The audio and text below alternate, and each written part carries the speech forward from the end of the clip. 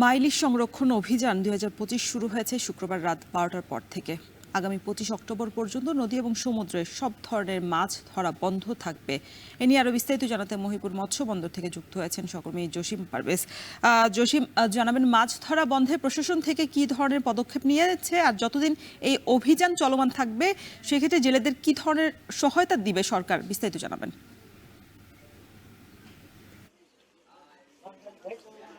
শরীফ রওশন, আপনি জানেন যে আসলে এখন কিন্তু আজ থেকে আগামী ২৫ অক্টোবর পর্যন্ত এই ২২ দিন সমুদ্র নদ নদীতে সকল প্রকারের জাল ফেলা নিষেধ, এবং তার মানে মাছ শিকারই পুরোপুরি বন্ধ রয়েছে। সে কারণে এখানকার যে সমুদ্র উপকূলীয় অঞ্চলের যে হাজারো জেলে রয়েছে তারা ইতিমধ্যেই তারা তীরে ফিরে এসেছেন, গতকালকে ফিরে এসেছেন।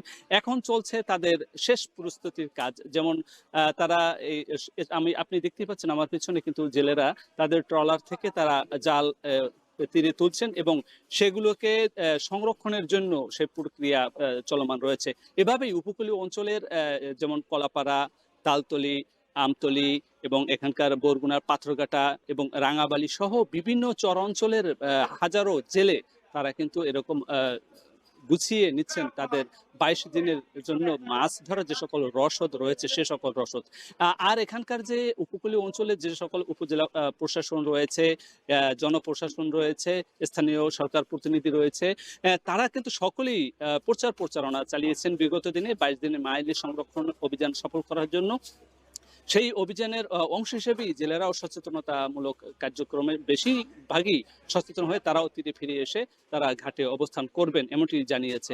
এবং এছাড়া যে নৌবাহিনী, কোস্ট গার্ড এবং নৌ পুলিশ এবং মৎস্য অধিদপ্তর তারা যৌথ অভিযান পরিচালনা অব্যাহত রাখবেন এই ২২ দিন, এমনটি তারা জানিয়েছেন। এবং এই যদি কেউ কোনো জেলে এই ২২ দিনের মধ্যে সাগর, নদ নদী এবং বিভিন্ন জলাশয়ে যদি জাল ফেলে তাহলে তাদের জেল জরিমানা সহ অন্যান্য শাস্তি নিশ্চিত করার জন্য ভ্রাম্যমাণ আদালত অভিযান অব্যাহত রাখবে এমনটি আমাদেরকে জানিয়েছে।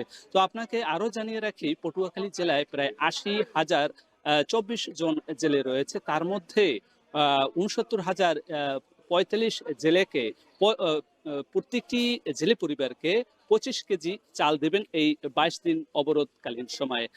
তো এখানকার জেলা প্রশাসন এবং জেলা মৎস্য কর্মকর্তা মোহাম্মদ কামরুল ইসলামের সঙ্গে আমরা কথা বলেছি। তিনি আমাদেরকে নিশ্চিত করেছে যে এই মা ইলিশ সংরক্ষণ এবং অভিযান নির্বিঘ্ন করতে এবং টেকসই ইলিশ উৎপাদন অব্যাহত রাখতেই তাদের এই অভিযান জোরালো করেছেন।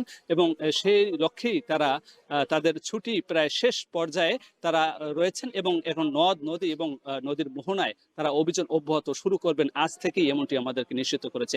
একই সঙ্গে জেলেরাও কিন্তু তারাও তাদের সমুদ্র এবং নদ নদী থেকে তীরে ফিরে এসে তারা জাল পলা এবং মাছ শিকারের সকল রসদ গুছিয়ে নিচ্ছেন ২২ দিন অবরোধ সফল করার জন্য। এই ছিল আমার কাছে সবশেষ।